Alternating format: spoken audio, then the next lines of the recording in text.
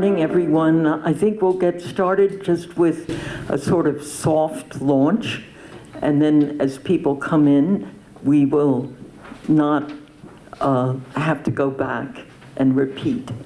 I'm Sandy Close, the Director of Ethnic Media Services.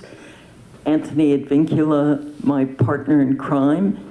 I'm from California, as most of you know. Anthony is from New York. And I just want to say what an honor it is, what a pleasure it is to be here in Houston for our first on-site briefing since the pandemic. And we wanted to come back to Houston. Boat People SOS has been a venue for us since 2007, 2008. It feels like home base. And I think the topic today and our focus on Asian Pacific American media makes this the perfect spot. Jeanette, do you want to just come and say a few words of welcome? Thank you, Sandy. We'd like to welcome everyone to our Boat People SOS space today. And hopefully you got here okay, because I know with traffic here in Houston is pretty bad. Also, just want to thank you all to take your time out of your busy schedule to be here to speak about a very important topic on redistricting, which is really a lot of community don't understand what it is. So thank you for being here and having this conversation. And just a few housekeeping. We do have restrooms in those double doors. If you go out to your left, the restrooms are there. Water is there. Thank you for being here. And I'll hand it back to Sandy. Okay, great. Thank you. Our partner in all things related to the census and to redistricting has been Houston in Action. And I just want to thank Chris Valdez, the Director of Communications for Houston in Action, for not only a couple of years of tremendous support, but for joining us today. And Chris, you want to say a few words of welcome, please do. We are so excited to be here to support the work that Ethnic Media Studies has been doing here in the city, and that you'll continue to do, I hope. Houston in Action is a group of groups, I like to describe it as, that supports collaboration and convening and creating new connections among the various entities that make our city and our region run. We support systems that support people to have access to government systems, to systems that support people in their health, and all the things that we need to live the lives that we want to live. And the media plays an integral role in our ability to do that, and our influence over those systems, and we appreciate the opportunity to make new connections and have stronger relationships with you all. Thanks to all the panelists today, and thanks to BPSOS for hosting us. Thank you, Cindy. Okay, now down to the business of today's briefing. For years, we've covered the census. And in retrospect, the census feels pretty easy and direct. Everyone counts or we all lose. But what is this thing called redistricting? Yesterday, we visited a number of Asian Pacific American media, and most of the people we visited, I would say all the people we visited, when we asked them, what do you think about the maps? Who won from an Asian perspective? Did Asian groups increase their likelihood of representation based on the census count? Did they stay the same? Did they lose? When you're talking about congressional representation, representation in the legislature, representation at the local level, and nobody really could answer that question. And this is why in reporting and working with groups focused on redistricting across the South, we felt a real need to come back to Houston and focus on the AAPI media because Asians had grown so rapidly in the last decade, but how did they fare with the new maps? And more importantly, what does that mean for the issues Asian and Pacific Americans here in Harris County care most about? What will it mean if representation by Asian and Pacific American voters doesn't have the clout it deserves based on the growth in your populations? So we have a wonderful group of speakers. And let me just tell you about the long tail today's briefing will have. It is being recorded for producing special segments for 2 Vietnamese stations. An audio tape will go out this afternoon. Several media are going to be late because of competing events in the Chinese calendar. So the audio tape will go out to all participants this afternoon, and we will post the recording on our Facebook page tomorrow for people who want to cover it but couldn't attend today. So I think we'll get a pretty good coverage from today's event, but the most important thing is we want to introduce you to the media who've come and hope you will all stay for a very delicious Vietnamese meal, which we'll have at the end of the panel. So we're going to start with our speakers. Each of them will have 8 minutes. I will ask you to ask questions after each speaker in case often you wait for the end of a panel and you forgot your question for the first speaker. We think it's great if people have questions. Please engage the speaker right after their presentation. And I want to just say we have a wonderful audio guy, Mike, who came early to set us up with this great system so that the recording would be the highest quality and the audio tape will be very good quality as well. Okay, so we are going to start with Ben Chow, an elections attorney and expert. His bio is in your folders. And I, after talking with Ben the first time, realized we could ask him to grade the maps, to tell us where did Asians do well, where did Asians not do well, where did Asians manage to hold the fort, and why should that matter in terms of representation? And any other thoughts, Ben, that you care to share? But the floor is yours. Hello, everyone. Thank you so much for being here, and thank you to Sandy for helping to organize all of us for being here. My name is Ben Chow, and I'm going to go through a little bit of what a legal case that's been filed against the state of Texas on behalf of all of the coalition partners here today. The first most important thing we want to note is that all 3 maps that we are talking about today, the congressional map from Texas, the state Senate map, and the state House map, all fail to protect our Asian American community. Okay, so if we're going to grade them, they're all terrible. They fail us. And why do they do so? How do we come to such a grade? The first is the standard. What is the rule by which we decide whether or not a map really serves our Asian American community? The question is very simple.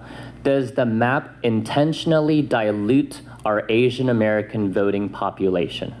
Okay? So think of it, what I'm gonna show you are 3 different maps, the congressional, state senate, and state house map. And I'm gonna show you where in the greater Houston area our people live based on density, okay? And I'm gonna show you how each of those maps breaks apart our community by slicing them into sometimes 3 different districts, and in one case, 4 different districts. Why is this dilution bad? Because it deprives our community of our equal opportunity to elect a candidate of our choice. Sometimes Asian Americans, vote for someone who's Asian American. Sometimes Asian Americans vote for someone who's not Asian American. We are here simply to say that we should have the opportunity, a fair opportunity to elect whoever is our choice, whether or not the candidate is Asian American or not Asian American. And lastly, I want to make another equally important point, which is that historically, when you look at the history of Asian American votes, and you look at how Asian American people have been voting in the state of Texas and the greater Houston area, our community has many, many times voted in what we call a coalition with Black and Latino voters as well. In contrast, there has been repeated instances where white voters have come together to vote against what Black, Latino, and Asian voters want, okay? So that is what we're looking at here. We're also pushing the coalition argument, okay? So I'm gonna start with our first map, which is the congressional map here, and I'm gonna pass these around as well. This is the congressional map that we have. It's a little hard for all of you to see, but I'll pass it around. And what you'll see is there are 3 districts right now, okay? First, you'll notice the purple. Everyone see the purple. The darker the purple, the more Asian Americans live in that area. So what you're gonna see is this is Southwest Harris County, so where we are in Asiatown, and then Fort Bend County, which we know it has a lot of Asian Americans, right? This Southwest Houston area, the darker the purple, the more Asian Americans. And you will see that I have drawn in these black lines, there's a left district, a middle district, and a right district. They cut our community into 3 different congressional districts when they could have put us into 1 or even 2. What does that mean? Fewer Asian Americans in each district, meaning we have fewer opportunities to elect someone that we as an Asian American community want. Okay, that's example number 1 of a congressional district that is likely to not respect the wishes of Asian American voters. Example 2 is the same picture, but perhaps even worse, is the state senate map. Again, you see on the left-hand side, 1 district, in the middle, a very narrow district that cuts through Asiatown and Sugar Land, and then on the right-hand side, another district. 3 different state senate maps when they could have put us into 1 or 2 state senate districts, okay? And then the last map I have here is the state house map. Here, the state house map is a little different than the state senate and the congressional maps.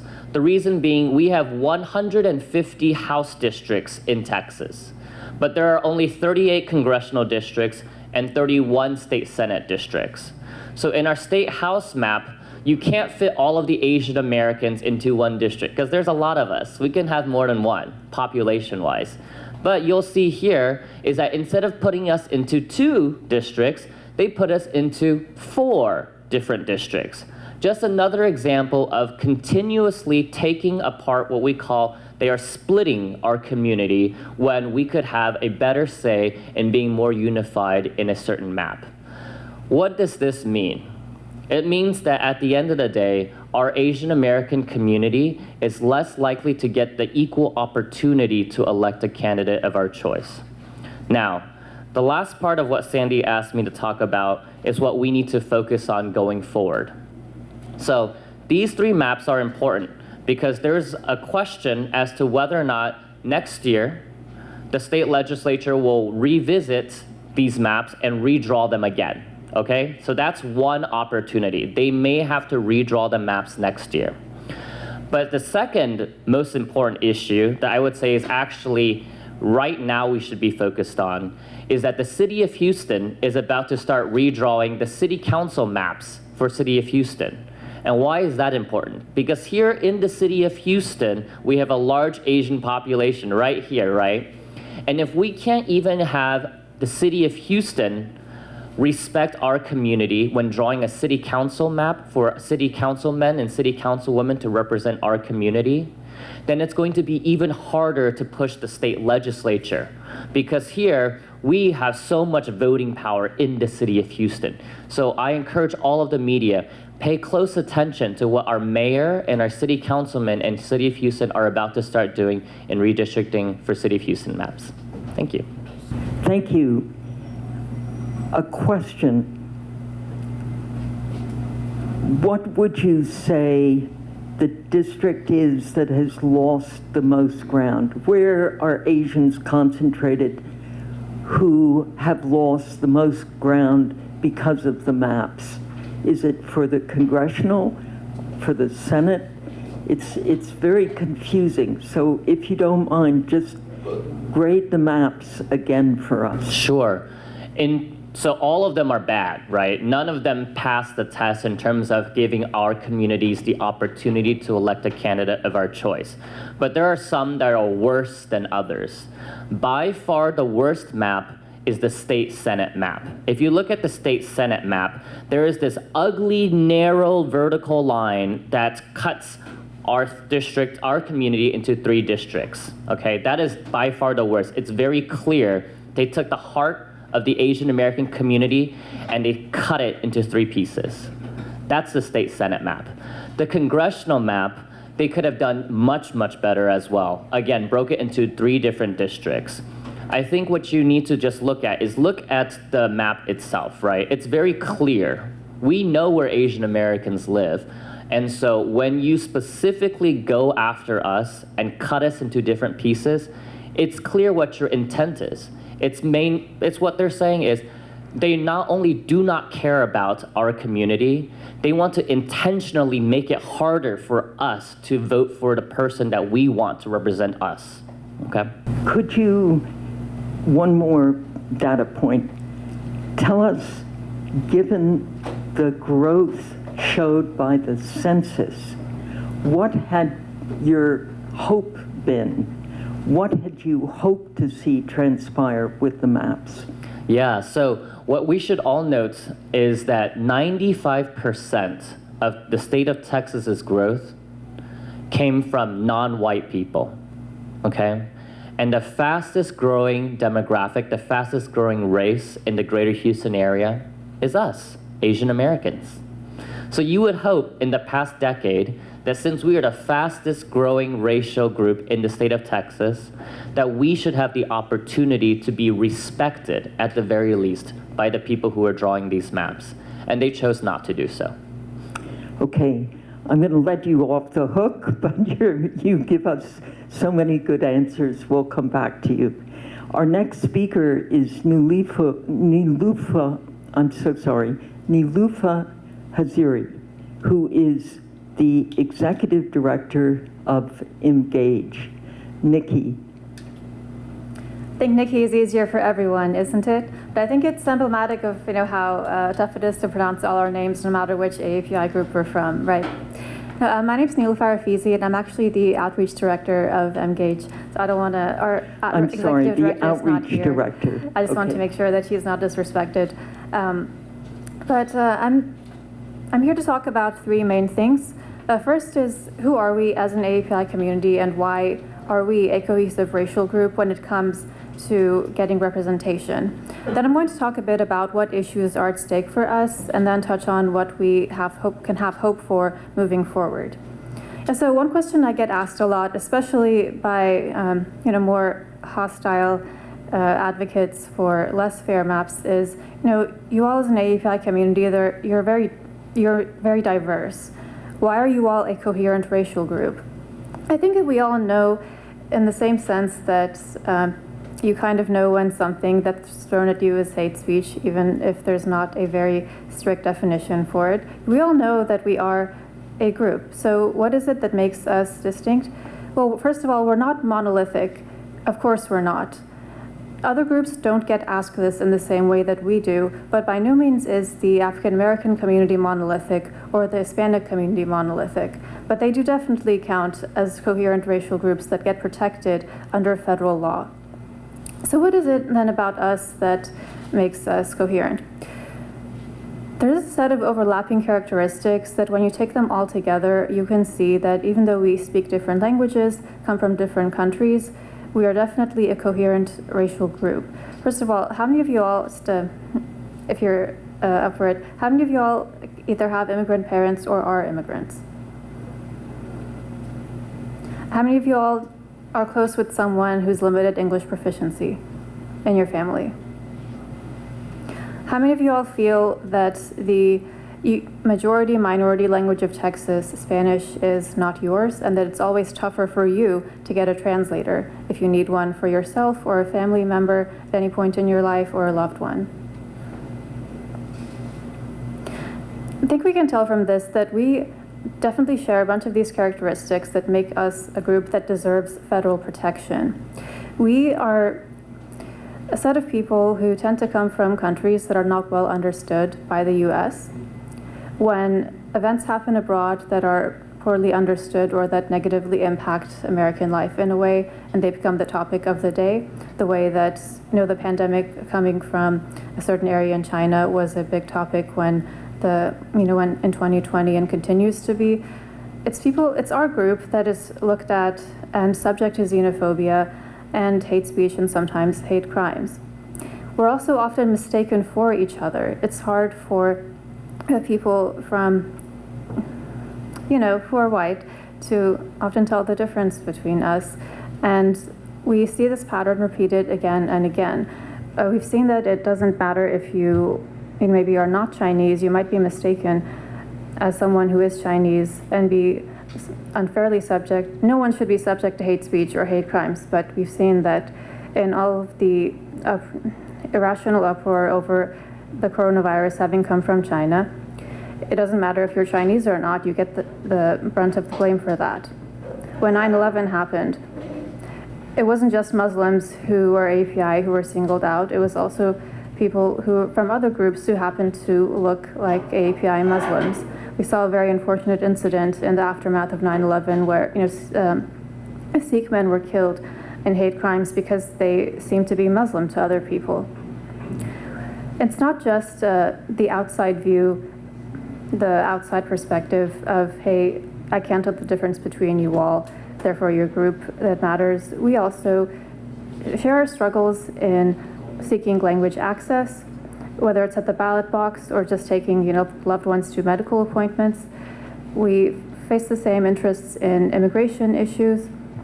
We face the same interests in seeking protection from racial white supremacist movements that define us as other and as not belonging here.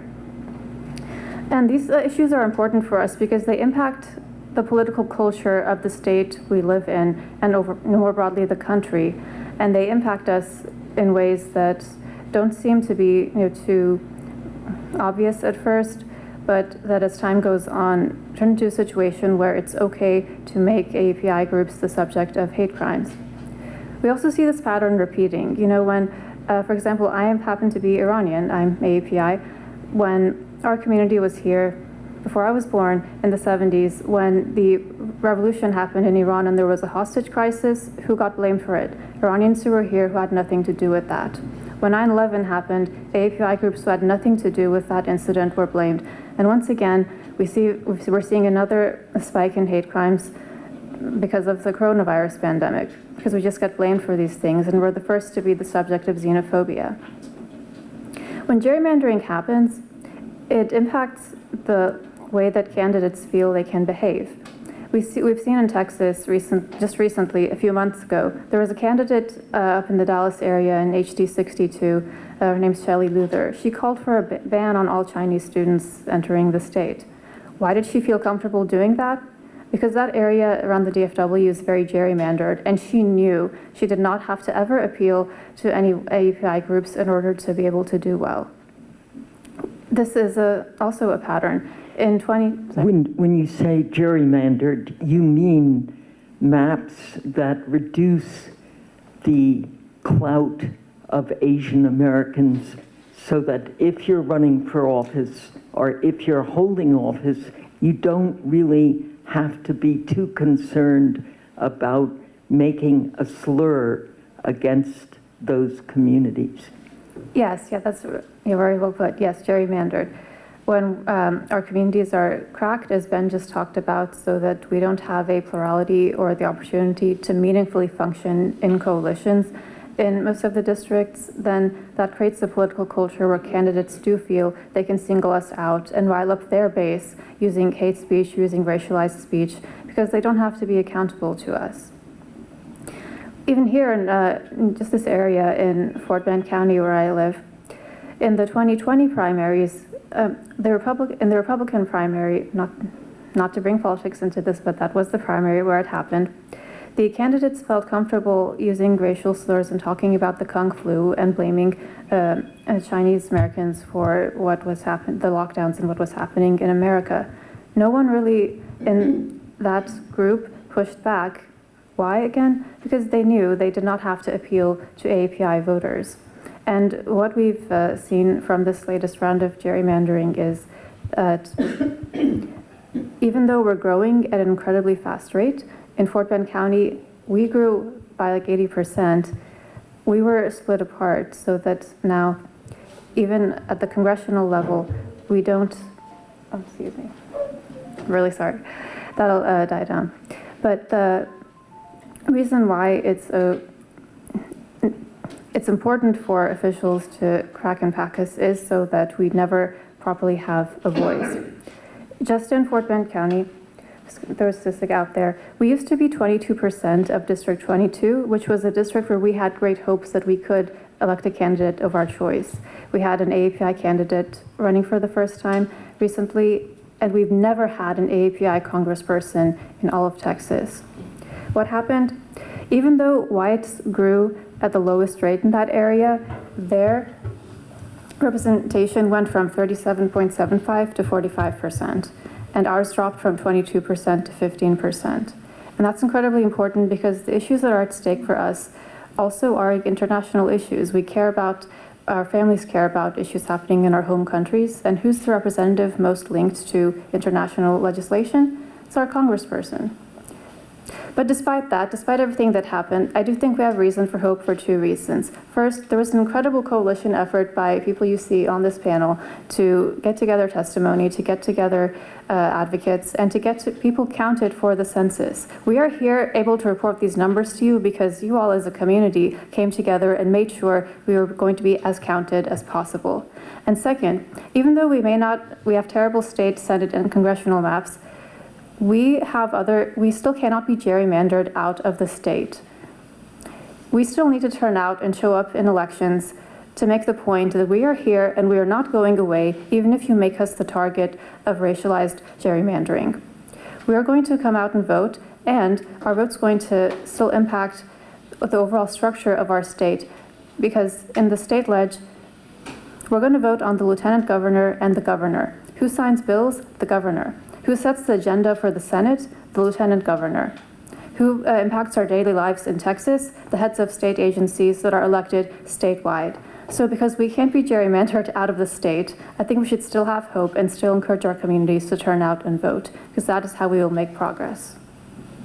So you're really recommending now for us in the media to focus, Ben recommended focusing on Houston and the redrawing of district lines for the city, right? And you're also saying, don't forget how important state elections are because they govern these decision makers, and you can't gerrymander how people vote for state elections. Is that correct? Yes. Okay, great. We should turn out and vote anyway, by the way. Yes, okay. Look, I'm going to go next. I know I said if people have questions, raise your hand, but I'm anxious to move on to Deborah Chen, who is going to talk about plans for pushing back. What can AAPI communities do after committing so much effort around the census and around redistricting. Where are we now? What are possible options for us to gain ground despite what's happened with the maps? So Debbie, thank you. Please introduce yourself and go for it. Thank you. Thank you, everyone, for making time to be here today. My name is Debbie Chen. I'm with OCA Greater Houston. I've been a long time volunteer and activist with OCA Greater Houston, and so this redistricting is actually my third round, and this past census was my third census. And so in some ways, it's really disheartening or frustrating to see that every 10 years, we come back and we're having the same conversation. But at the same time, what's really great about it is that I have personally seen over these 3 decades that there's more and more interest and there's more growth in our community and there's more young people who care about this issue, right? And so, the 3 areas that Sandy just mentioned, what are we doing, as the AAPI community to address this travesty, literally, of what's happened, where the power and the impact of the AAPI community has essentially been taken away and marginalized with these racially based gerrymandered maps through a very unfair, non-transparent process where the powers, the people who were in charge of the maps essentially went through the motions and said, oh yes, we're going to have these town halls for people to participate in. But then they were sitting there looking at their phones with their backs turned to us, not actually even listening, because they'd already made their decisions. They'd already knew what maps were. They were just going through the motions and having community members spend time and energy and money to travel to Austin to attend these meetings, to have our 1 minute, or sometimes we were lucky and we had 3 minutes, but most of the time it was 1 minute to speak as fast as we could and then submit our testimony, just to get it on record, knowing that and watching people who basically were ignoring us. The result of this is, I think, that there's justifiable anger in our community and amongst our young people who watched this happen, so that us and many of the groups that you see here, many of our community partners, we filed lawsuits against the state around the redistricting maps, the unfair maps, and hopefully those will, the courts will, see the arguments that we are making of how it was an unfair process and, direct the legislatures to redo the maps in a fair, open, and transparent way so that there's actually real community input, and more importantly, that the maps, accurately reflect us. The second, piece of that is exactly what Ben said earlier. We have an opportunity now, this year, over the summer, to impact the maps that are going to be looked at for the City Council of Greater Houston. So that is an opportunity for us as community organizers and community organizations and just average citizens to be involved, to come and learn about what redistricting is, and to demand transparency and a fair, process, and maps that ultimately reflect, our communities here in Houston. We keep talking about how Houston is, the most diverse city in America, and, pretty much is the bellwether that's going to reflect the future of how the rest of America is going to look. Let's, hope that our maps reflect that in this redistricting process. So the maps get redone every 10 years, right? If things go in a way where it doesn't happen, right?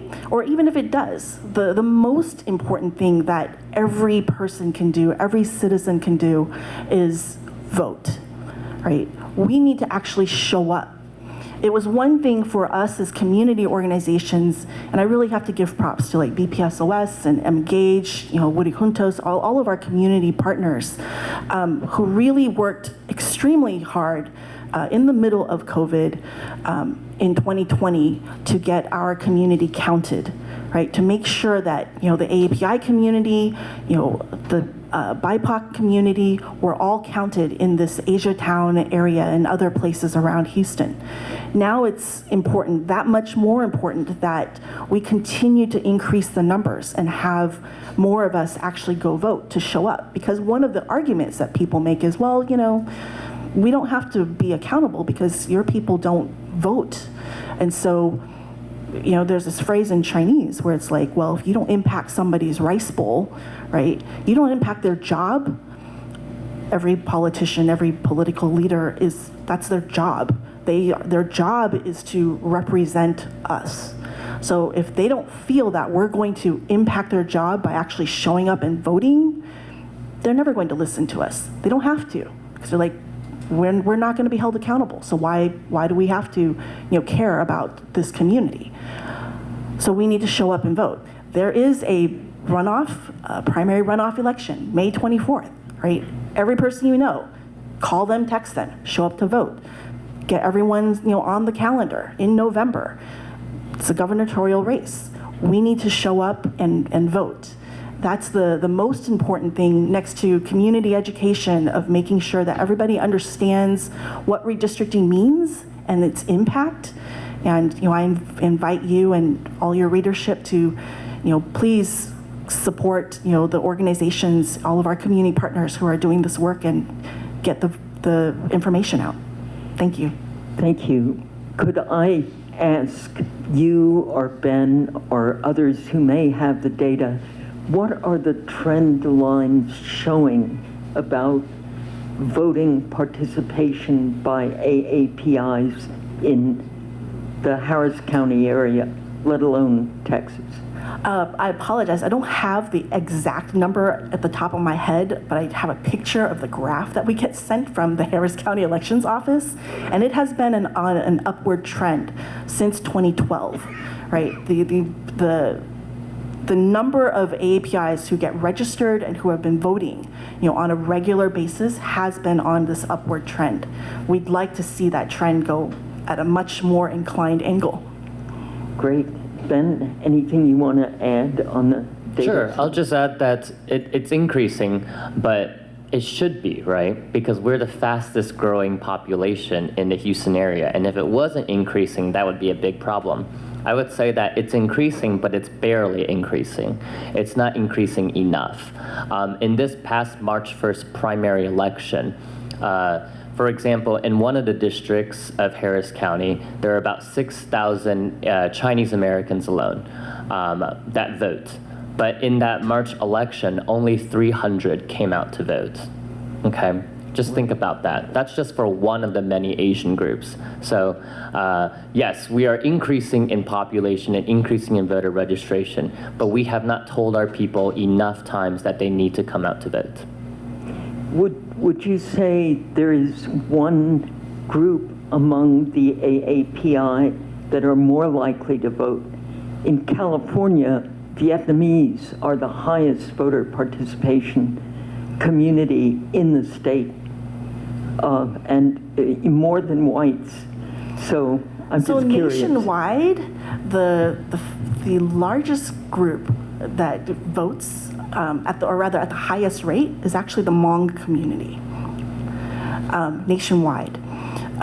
Nationwide, the Chinese American community votes we're second to last in place for voting, right? And Would so Filipinos be last? I don't remember who was last, but the fact that the Chinese are the second largest group in the Asian American community, and we vote at the second to last lowest rate, Right. That means we drag the entire AAPI vote down. And so I say this to encourage my fellow Chinese Americans, let us not be the people who are dragging everybody else down.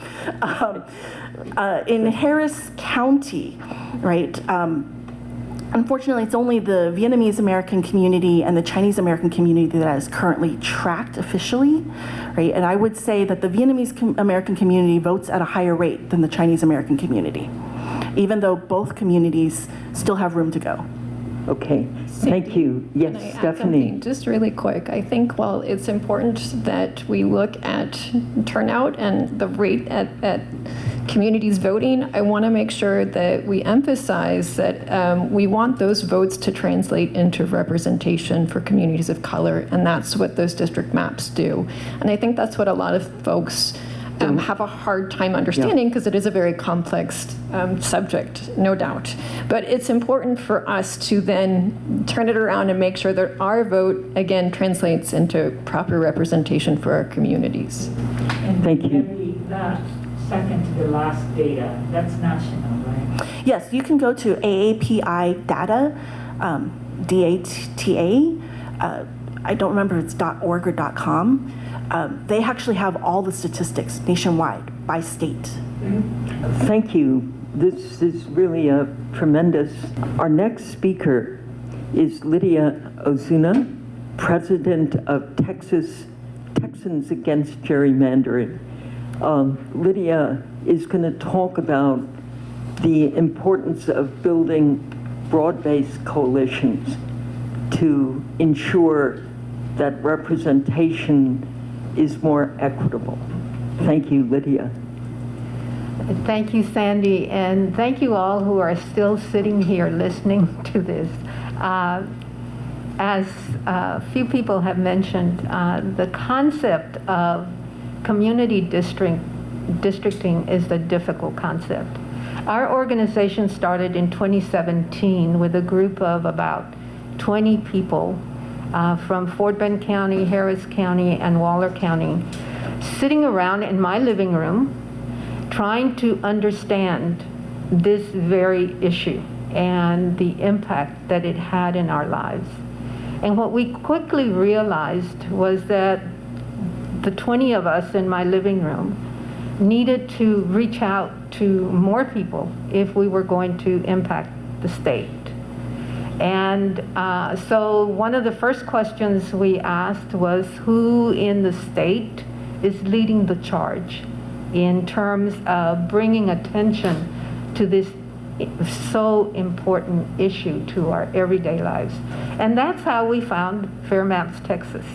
It's a coalition of organizations like ACLU, Common Cause, Texas Civil Rights Project, League of Women Voters, and we're part of that group.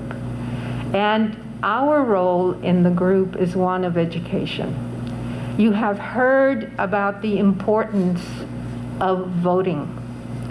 And what we know is that people who vote is because they have understanding of what is at stake if they don't vote. With mapping, it's really hard to understand the connection between those lines that Ben showed you and your daily life, okay? So what we do is we bring attention to what we call the important issues that are out there.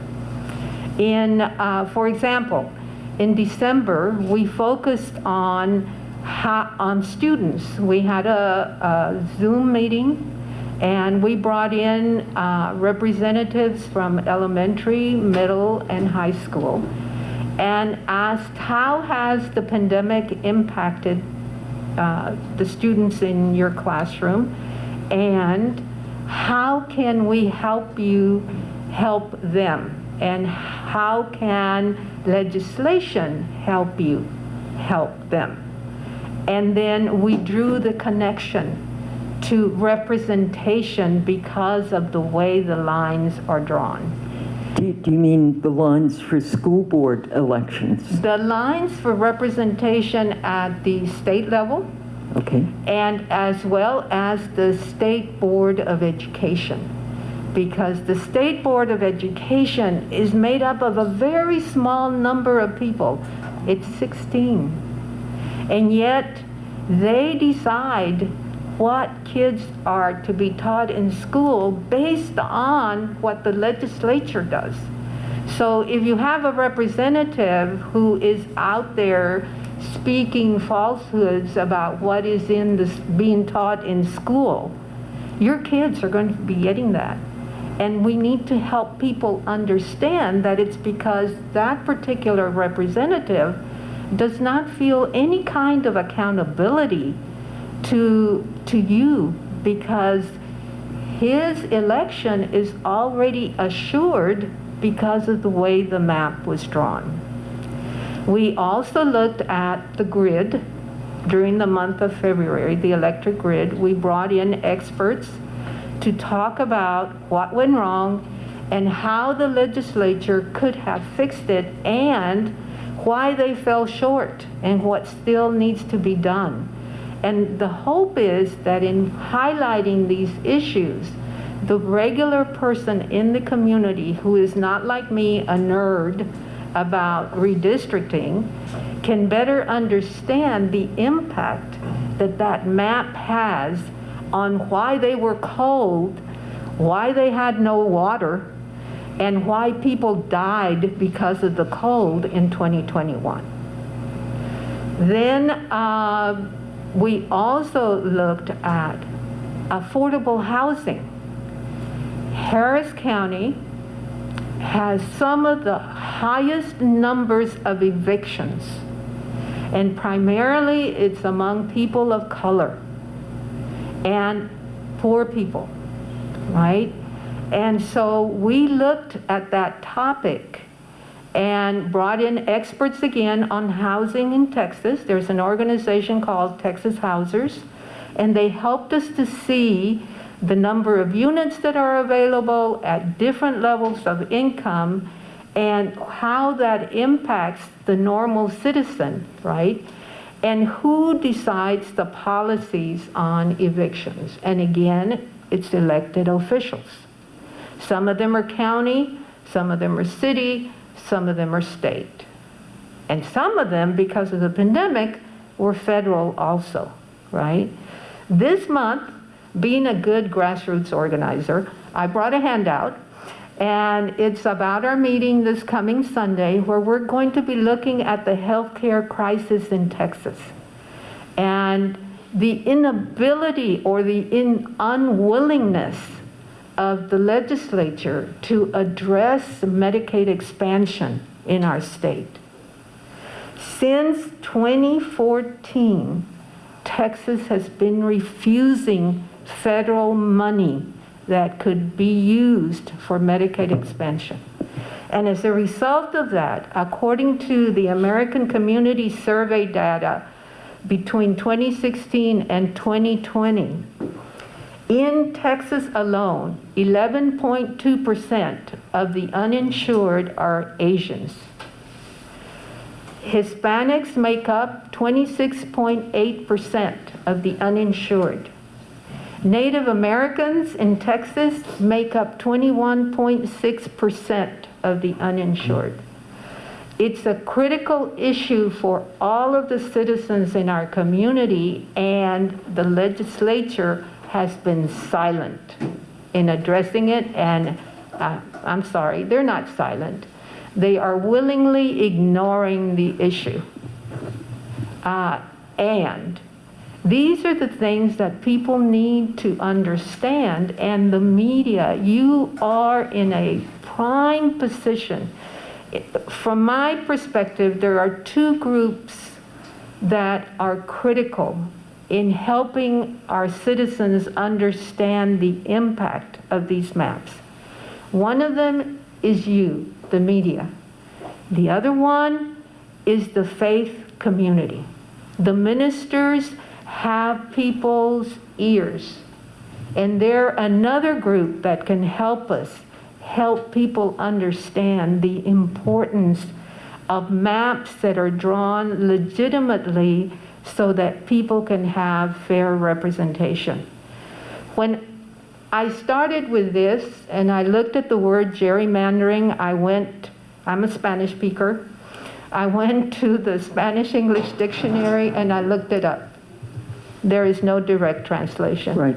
And I would suspect that each one of the languages represented here there is no direct translation. Right. You have to come up with creative terms to help people understand what it means. And basically, it is the corruption of a process that is designed or is meant to give people fair representation. But when it is put in the hands of people who are more interested in keeping their job than they are in making sure people are being represented, it is misused and abused. So, Thank you. help us. Thank you, Lydia. Help us. Thank you. You know, yesterday at the Chinese radio, which was unable to come here until late, probably won't get here till 12:20 because of a conflicting event, I asked the talk show host, Pam, what are the issues that stand out? And Lydia, you've done a great job, Deborah, Nikki, Ben, of articulating those. When you hear it through a radio talk show host, and number one, language access, the difficulty of natural disasters like the storms, and people not knowing where to go and who to ask, but not having the language access so that yes, it's Spanish, yes, it's English, but no, it's not Chinese, unless it's a federal benefit. The county and the city do not provide sufficient language access. I heard that so clearly. I just wanted, it sort of binds everything people have said together. Our last speaker is, has come a long way. She's come from Austin to join us and to give us a Texas-wide view. She is in charge, was in charge of the redistricting effort for the League of Women Voters, and her name is Stephanie Swanson. So she's going to widen the Zoom and talk about these issues from the point of view of Texas. AAPI's win, lose, gain, Texas-wide. Thank you, Stephanie. Before we start, I just wanted to say, Sandy, you're the one that came the furthest, so thank you so much for putting this together. We really appreciate it. So in order to kind of understand where we are going as a state, we need to take a look back over the past decade. And unfortunately, we could probably look further back with very troublesome history of voting rights in Texas, but we're going to look mainly at the past decade. So in 2011, when the state redistricted, we had something called the preclearance provision of the Voting Rights Act still in place. That preclearance provision said that states and jurisdictions with a history of discrimination had to get all of their election laws approved by a federal authority. And so in 2013, the Supreme Court gutted the Voting Rights Act. They removed Section 5, and so states like Texas that were once under preclearance no longer had to get any of their election laws reviewed, and that also includes our state maps. So this past round of redistricting in 2021, we knew, all of the voting rights advocates here in Texas knew that we had our work cut out for us.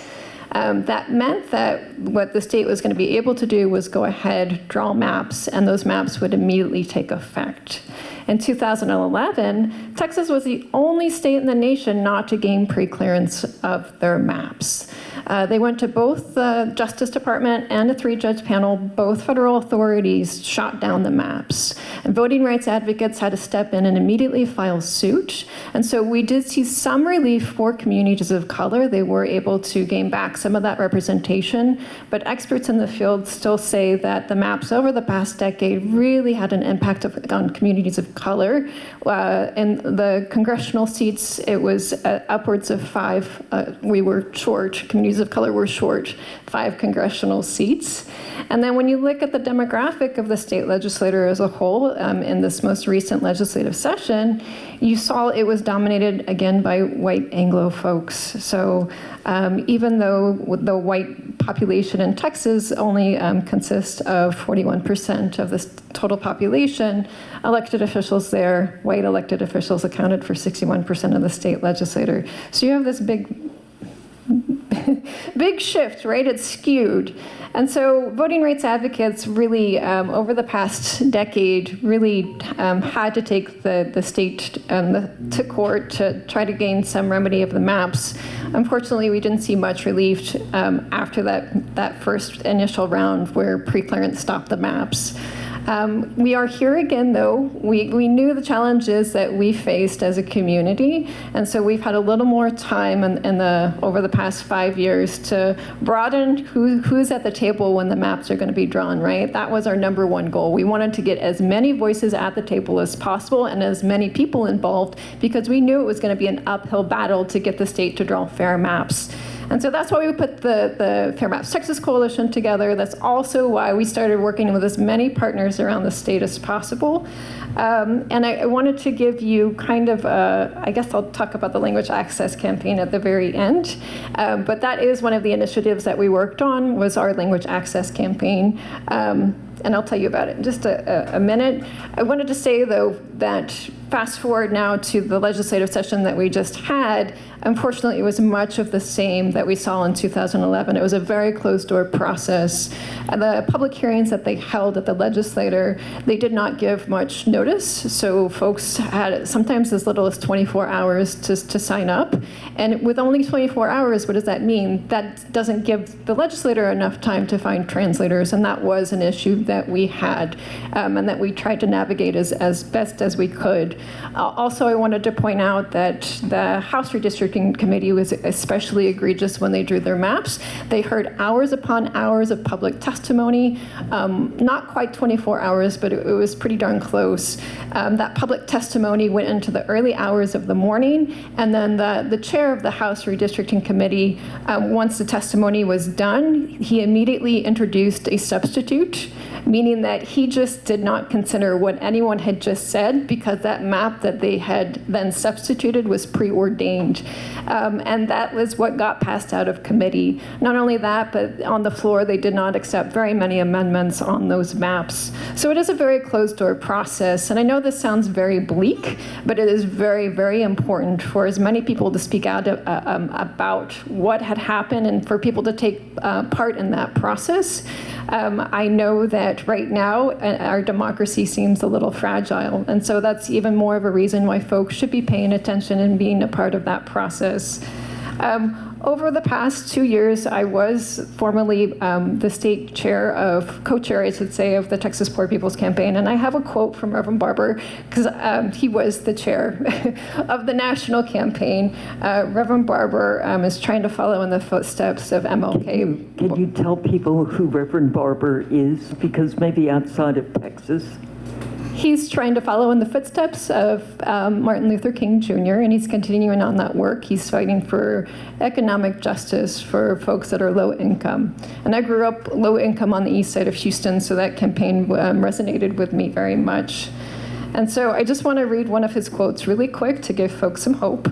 So from abolition to Reconstruction and the organized outrage of the labor movement, women's movement, and civil rights movement, fusion movements have compelled governments to take transformative action. This happened when those movements brought diverse people together, resisted efforts to divide their members against one another, and refused to narrow demands of what was seen as politically possible. Instead, they pushed for what was necessary and made that possible. And so I want to close with a story about our language access campaign, because it does provide some hope for the redistricting process that is so, like I said, bleak in Texas, unfortunately. So Lydia actually was doing public education in the community in the north side of Houston, and she encountered a group that was requesting Spanish translators at the Senate public input hearings. And the Senate committee refused to provide one. They said there were legislators that could possibly be there during the hearing, and that was going to be good enough. And so that's troublesome because, number one, that possibly could have violated the Voting Rights Act. And so the league offered to pay for translators, no problem. But then I got to thinking, there are other people outside of the Latinx and Spanish community that would need a translator. And so since we were already working so closely with the Texas AAPI Redistricting Coalition, I approached one of their leaders and I said, hey, how would you guys feel about providing testimony at the hearings in the language that your community prefers? And so the Texas AAPI Redistricting Coalition, in fact, Ben was one of the people that provided in-language testimony. That is what we did. We showed up at one of the Senate hearings, and we had translators for the Latinx community. Then we also had, I think, 5 or 6 different languages from the AAPI community represented that day at the hearing. So it was a really great show of what we can do and what we can accomplish together as a group. Also, because of our efforts, it then got added into the legislators' budgets that a translator must be provided at redistricting hearings moving forward. So we were successful on that front, and I know that's a small glimmer of hope, but it's something that we fought hard for and we accomplished. So that's very impressive. California had a very successful redistricting cycle in 2020. And it came through the work of groups like Common Cause, like NALEO, like AAJ, that have been working since 2005. Really 3 cycles, I would say 2000. But you could see the impact that that work had over time. And while not many people talk about California as a success story in the redistricting, actually, there were no complaints about the state congressional and legislative maps. There are many more fierce battles going on at the local level, like San Francisco.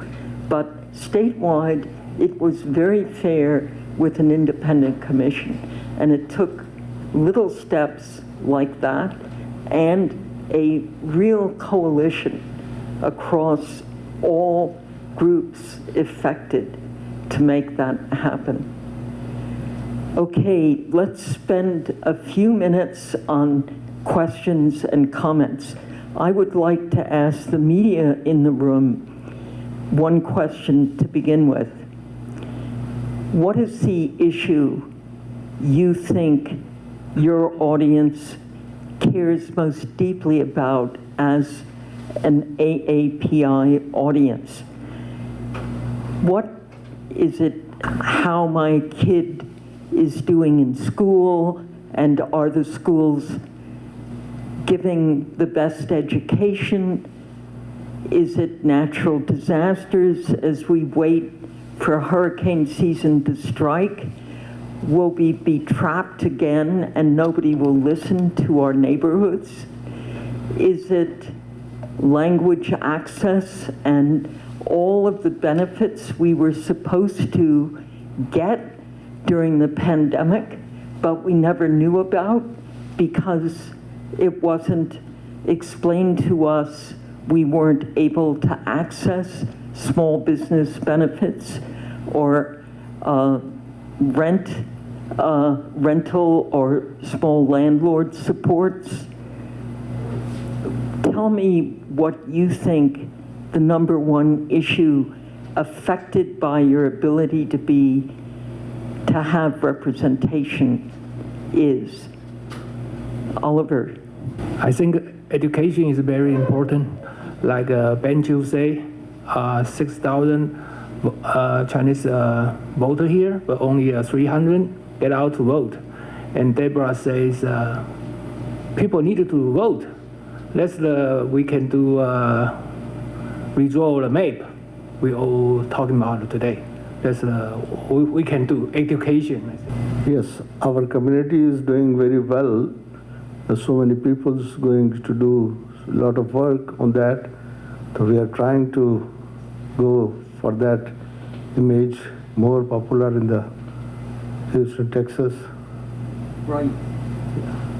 Do you feel you need a South Asian elected official to represent your interests? Yes, they are doing good. They are doing very well. So many candidates from South Asians, they participate in the election. Okay. Yeah. Well, you sound more optimistic, which is good. How, please? Actually, we definitely need to, to educate our people to come out to vote, because there are very, very short percentage of people they are coming to vote, and to represent to our representative to represent our community. Thank you. I'm going to go to the media. Then let me ask Brenda, what issue do you think is foremost for your audience in terms of feeling having no voice, needing a stronger voice?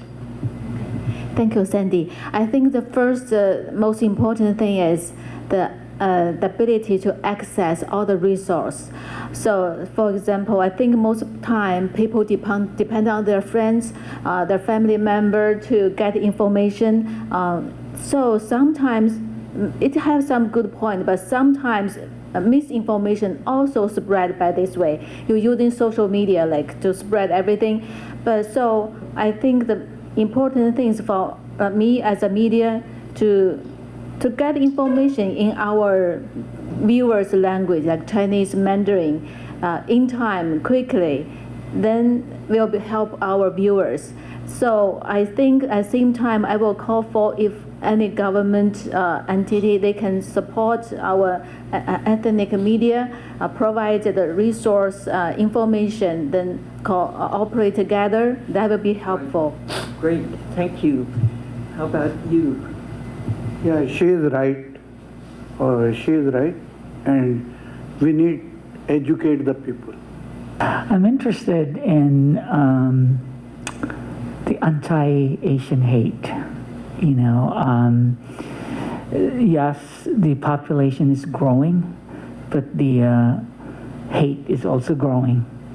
So I really wanted to get more clarity on that. That's a great issue to ask for a final set of observations by all our speakers, all of you. To what extent are you concerned about the rise of anti-Asian violence nationwide, in particular communities, and to what extent will enhancing the voices of Asian and Pacific Island communities address that, mitigate it? Ben, could you go first? So in Houston, we're pretty fortunate. We have not seen the same amount of recent anti-Asian hate here in Houston as compared to San Francisco or New York. And I speak this as for our East and Southeast Asian friends, knowing our South Asians' racial profiling has much longer been an issue. But even if the actual incidents haven't occurred as much here in Houston, if it did, that's a big question, right? Here's the problems.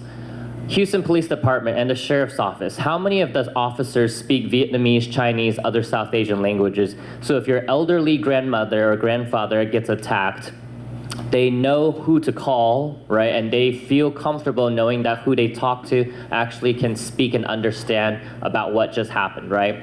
Secondly, where are the legal resources, the lawyers that we can have to access if you need to sue someone for attacking you?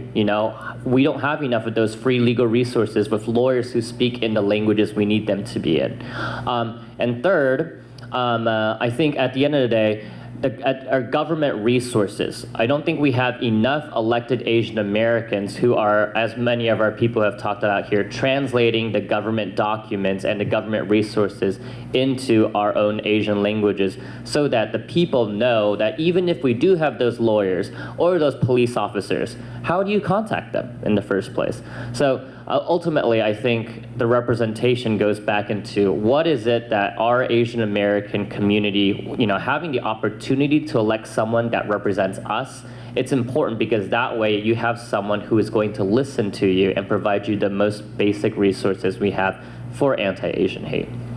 But also, I also want to talk about a little earlier is, we are not in the worst case scenario right now, right? Houston, we have a number of Asian American elected officials. What we're asking for is our fair share, right?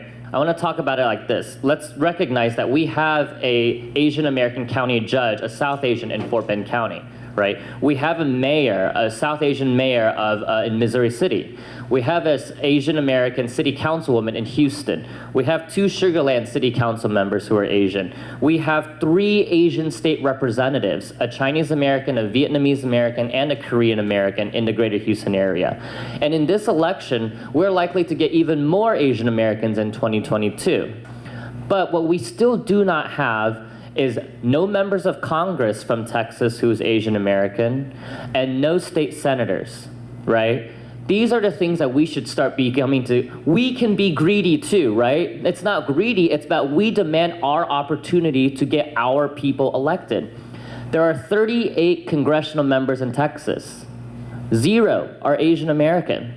Same, 31 state senators, 0 are Asian American. These are the next big battles that we need to continue to push for, right? And we can't let other people tell us, you should be satisfied with what you have. No, we're the fastest growing community. It's our turn to get our fair share of elected leaders.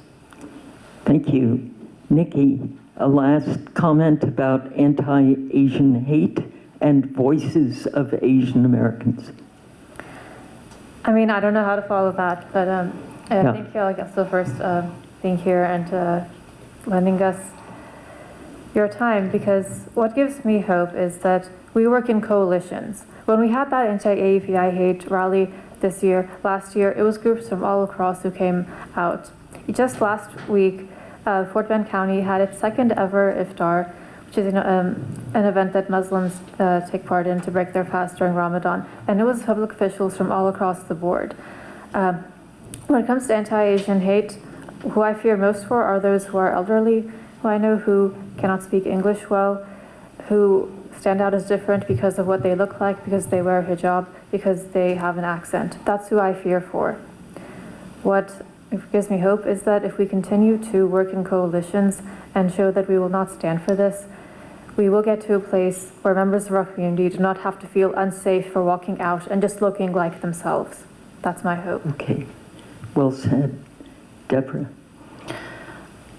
Anti-Asian hate is a complicated issue, right? Hate has existed in this country since its founding against most of our communities, not just the AAPI community. We just happen to be the flavor of the month right now, but it's not like, oh, it suddenly happened.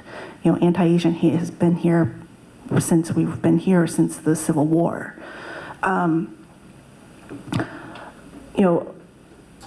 One piece of it is, I'm not going to, I echo everything that Ben said. Okay, I agree with everything he said. Another piece is about, community education, right? Educating our own community to be, intervention bystanders, and other communities to have a better understanding of the history of the AAPI community and how to, intervene. OCA Greater Houston, OCA nationally, we do monthly trainings. They're free. They're readily available. And in fact, we're partnering with BPSOS to have that training recorded in Vietnamese and made available broadly in the Vietnamese American community. We're getting it recorded in Korean, in Mandarin, Taiwanese, hopefully Cantonese. And we're looking to expand to other languages, right? Urdu, Farsi, Thai, Cambodian, Lao. There are a lot of communities in the greater Houston area and nationally. So we want to have that available. You can find all of that just going to the OCA Greater Houston Facebook page. It's a monthly training that's happening every month. And the free trainings, the recorded languages will be available out on YouTube and shared to all of our partners. We talk about wanting to have, fair representation and, our elected leaders, right? I would add on to that to encourage, you as media and people that you know in the AAPI community that getting someone elected, that is a very important and very visible first step for our community. We need to have leaders, right?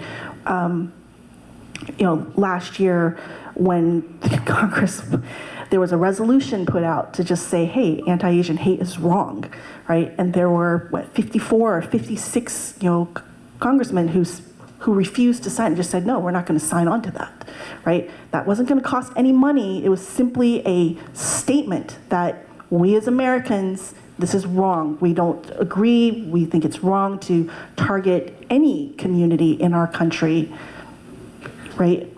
So that's where, yes, we definitely need congressional representation. But once our elected leaders make policies, we need Asian Americans and Pacific Islanders, we need more people, smart people, to become civil servants, to go into government, to work in the government, right? At all levels of government. Because those are the people who actually implement and execute the policies, okay? I worked in city government at one point. Were it not for the fact that I happened to be in the room to be able to say to my boss, hey, can we get this translated into Asian languages too? It didn't occur to people, right? Can we look at how we may need to do community outreach for these programs and services differently to reach people in the Asian American community? We need more Asian American Pacific Islanders to go into becoming civil servants, which is a very honorable career. We need those people, right? And we need people at all levels of government and in campaigns. We talk about getting people elected. There has not been a single Asian candidate that I have seen nationwide, never heard of any candidate who goes into any race who isn't handicapped compared to their competitors or their opponents because they haven't raised enough money, because they haven't been able to get enough volunteers who are experienced in doing campaign work to come and volunteer on their campaign. So honestly, those Asian American, elected officials that are there, they work tremendously hard. They had a certain amount of luck because they went into it working as smart and as hard with the resources that they had because they did not have the same going in as other candidates. So I would encourage us to get our people to not only to register, to give money, right, and to go work in government. Many of us think about success as, I've made my money, I have my great job. Our community needs to think about success as money is only a tool. It is one piece of it. Real success is power. And power is the ability to impact those policies, right? Power is being at the seat at that table, every table. And then lastly, and this ties back to anti-Asian hate, is hate is a very complicated thing. And in America, frankly, a large part of it, it's socioeconomic. It's because we have all been brainwashed to think that the pie is only this big. And if somebody else got something, that means we must have lost something, right? It's about jobs, and it's about poverty, and it's about opportunity, fair opportunity to get an education, to have a clean house, clean water, to have a job, right? To not be discriminated against when you go work somewhere because you have an accent or somebody thinks that, you're not going to be as serious, or somehow all these different things that are in the law, right? The reality is people are human. Okay, and so we've bought into this brainwashed notion that the pie is only so big. I encourage our Asian American community to continue to work in solidarity with our other communities, right? BIPOC communities, people who are poor, people who are working class, because it doesn't matter where you came from, what your socioeconomic background, what family you were born into. Everyone who lives in this country is a human being, and we all deserve basic level needs, right? If we all work together in solidarity to address those bigger issues, where we're not fearful of somehow losing our peace, then we're all going to get a bigger slice of that pie, right? And so that's what I would really encourage, is for us to continue to work in solidarity and coalition with other communities to address fundamental inequities in this country. And by its nature, when we attack things like poverty and unfairness and discrimination, we will all be better for it. Sorry. Well, thank you. We've just had 3 extremely eloquent testimonials. Lydia and Stephanie, would you forgive me, and Chris, if I ask you, just say 1 minute, and then we will have lunch and a chance to do one-on-one interviews. Lydia, on the anti-Asian hate. On Asian hate? Anti-Asian hate and Yeah. the impact of having a voice to mitigate that. As a Hispanic with a family that's been here in this area that is called Texas since the 1600s, our family experienced hate through many generations. I am not an expert in what it feels like to be an Asian American at this point and be feeling that hate, but I am an expert in what it feels like as a Mexican American. And I think the crux of it all is in all of the things that our collaborative partners here have already said. And I want to emphasize one thing that Debbie said. For too long, we have been separated by this idea of scarcity. The scarcity mentality that we have been fed, that if one group gets one thing, the other group doesn't.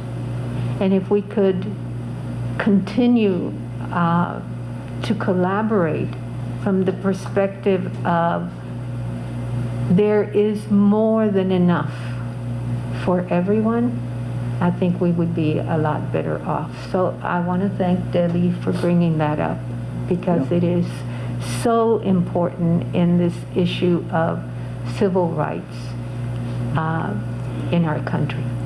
Thank you. I think I am the least qualified to speak on this issue. I did grow up low income on the east side of Houston, and the school that I went to was still working on the issue of segregation in the school. So the subject is near and dear to my heart, but I just wanted to roll it back to what we saw in the redistricting process. And this is one of the reasons why I worked with the Texas AAPI Redistricting Coalition, and that was because of one of your local former state reps in Fort Bend County was actually using basically anti-Asian hate in his campaign speech and campaign rhetoric. And that's very upsetting to hear. And it just means that he is not thinking about his constituency whatsoever or that community at all.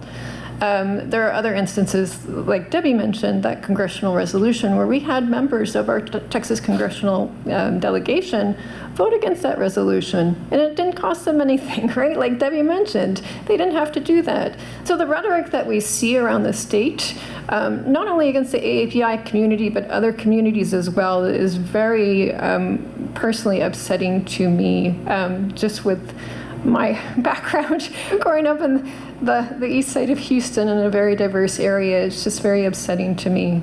So yeah, I think bringing it back though to that redistricting dialogue that I mentioned, it's just important to have folks that really truly understand your community and do represent you being elected, and that's one of the reasons why we're pushing for fair maps for Texas. Thank you. Chris, any last word as our co-host. For Houston in Action, anti-Asian hate must be a very critical issue. Yeah, definitely. I think, I can't say anything stronger than what's already been said and the example shown, other than to say that I think, it's been hinted at and said directly that collaboration and coalition is so critical as we move past and through and over and around the issues of hate. I think, as Debbie mentioned, the focus of hate can shifts over time, and I think with each of those moments shifting over time, we learn something new about how people target communities and the importance of allyship across those communities and working together. And that's at the heart of what we hope for at Houston in Action, is bringing disparate groups together. Thank you. Thank you for a wonderful panel. And I want to make sure we excerpt some of the remarkable statements each of you made so that we can get those out. They'll have a recycled sort of second life. Truly, you often have panels where each speaker speaks solo. Today, our panel spoke as one. It was truly moving to hear each of you build on each other and give us a clearer understanding of what representation means for the issues we care most about, and above all, why the maps were critical, but it's not a done deal. It's still a process. It's not next 10 years, it's today, tomorrow, it's ongoing. And I think all of us need to really take that away. This is an issue we don't have to wait 10 more years for. It's happening right here in Houston with the maps, and it could happen in 2023 with possible redrawing.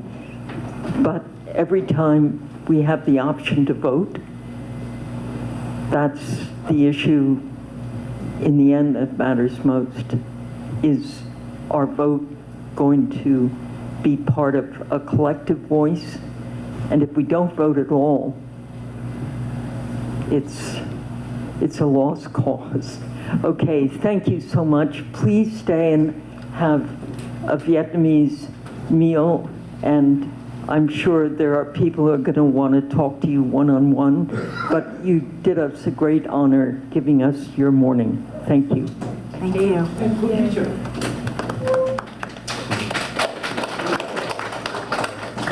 Go ahead.